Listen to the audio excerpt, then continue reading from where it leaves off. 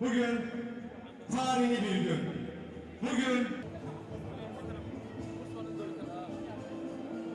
imaatinkaagii hore iyo kan magaalada Muqdisho iyo guud ahaan Soomaaliya aad tiri terminaalkan wuxuu wax weyn ka bedelay muuqaalka iyo wejiga iyo sumcadda iyo moraalka dadka Soomaaliyeed intaba.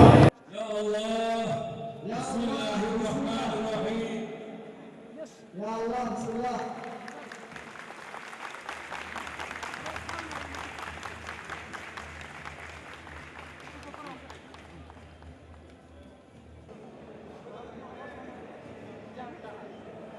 Mogadishu Havalimanı'nın bu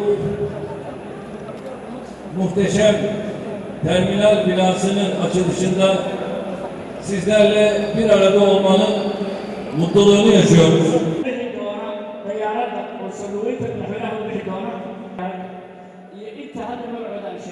On behalf of the African Union, I would like to congratulate the federal government of Somalia on this very exciting day when we are getting a brand new state-of-the-art terminal for our international travel and airport, but also congratulate African Union and again Somalia that it has been done in a very peaceful environment. Everybody is happy and we will be seeing these many developments come to Somalia.